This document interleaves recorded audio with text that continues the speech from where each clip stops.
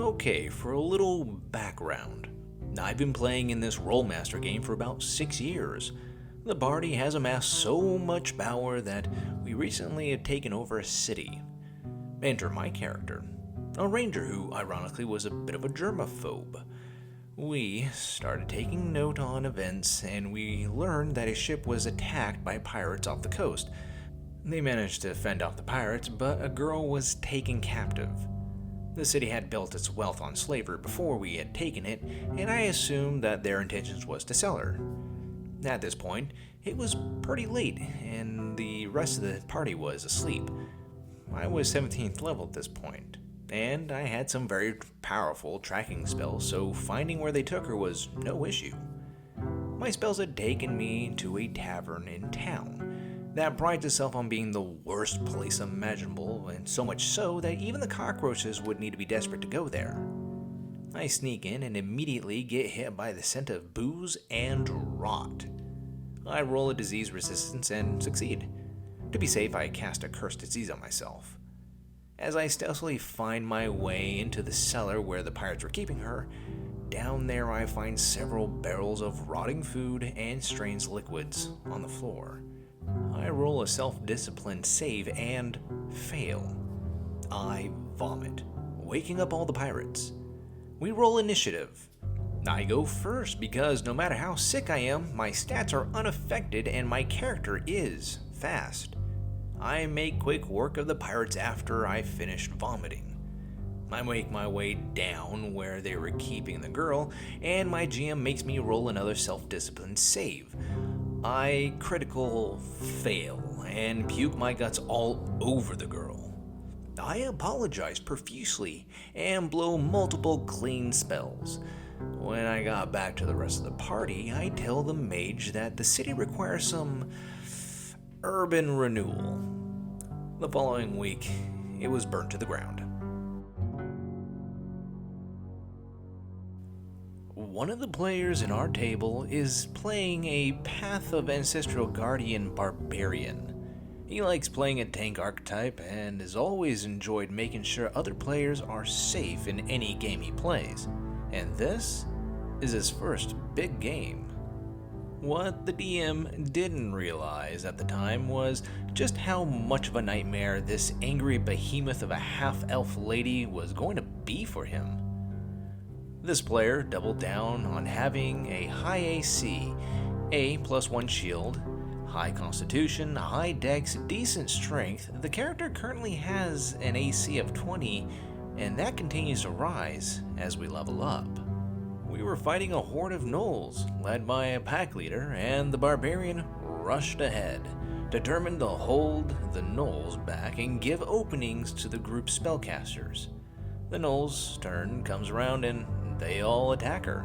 The barbarian went for about 3 rounds, taking at most 2 points of damage as the gnolls tried and failed to hit her, and those that did rolled terribly for damage, worsened by rage having all of it. The DM was starting to get annoyed as hell, as their attacks just kept failing to do anything beyond a mild tickle, until the pack leader actually rolled somewhat well for damage.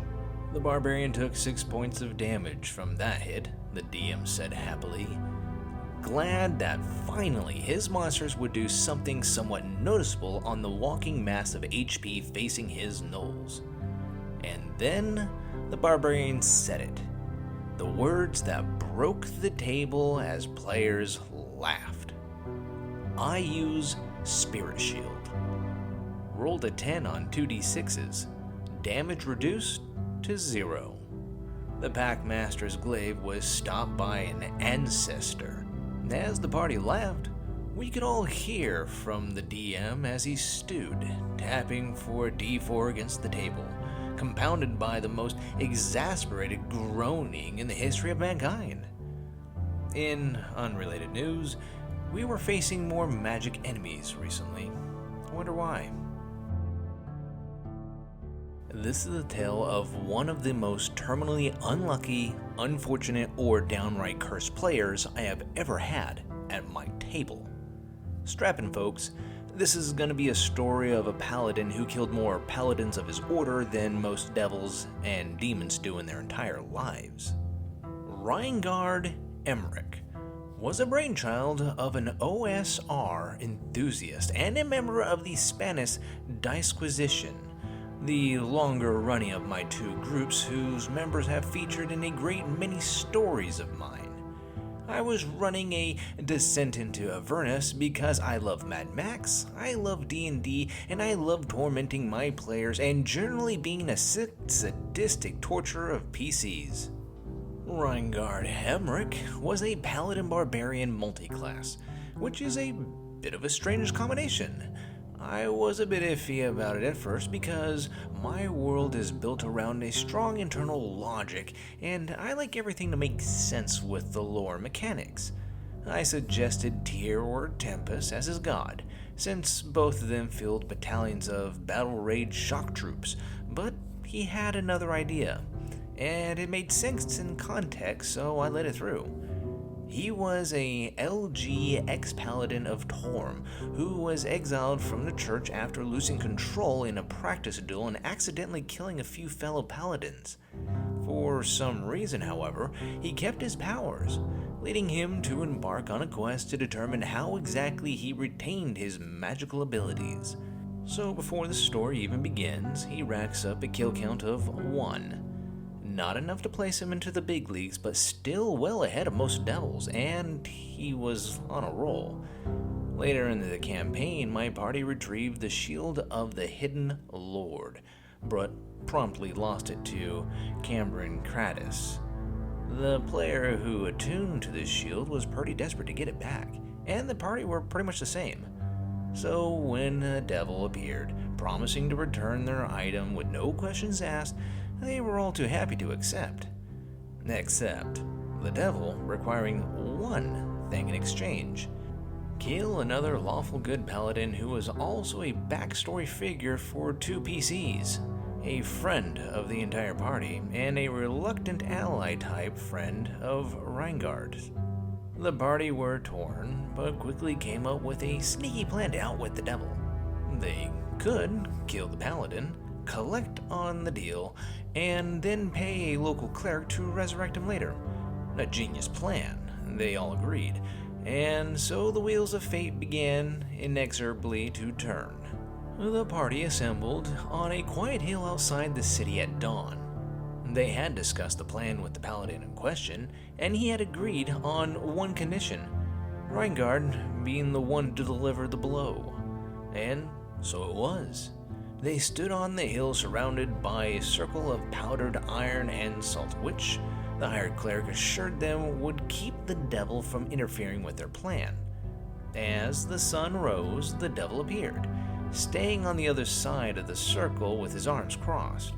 And with that, Reingard Emmerich said a tearful goodbye to his friend before plunging the sword into his chest as the cleric prepared to revivify.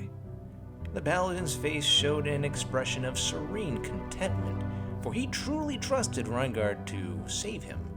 He sunk to the floor as the cleric opened his lips to cast the spell.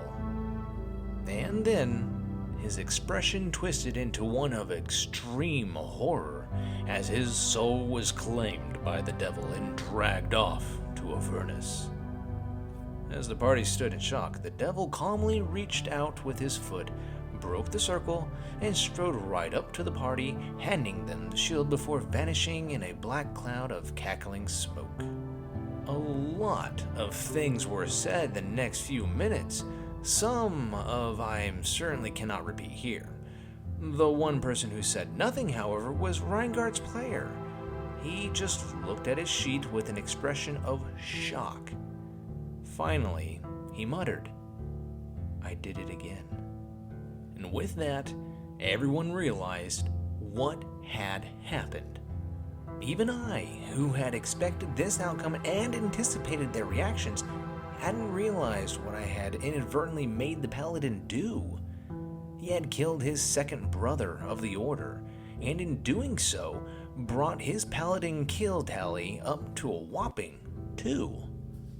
There are pit fiends that can't claim that high a number, and here he is, a 5th level Palbarian who doesn't even have second attack yet. I like to think of this as one of those crazy history facts that the gods tell one another from time to time like we do. It doesn't even really end there. This doesn't really count since they're indirect killings, but I've chosen to include them here. Through a series of events too convoluted to recite here, and some paladins ended up being a martyr figure for a splinter group of paladins within the Torm religion, causing the church to devolve into a violent civil war and for the furious infighting to claim many lives, and create a permanent schism in the worshippers that would never truly heal. I'm not sure exactly how many paladins died as an indirect result of his actions, but at this point I think it's safe to say that if he ever turns into an Oathbreaker or gets condemned to hell, there are going to be some pretty awkward stares in the canteen for the first few thousand years.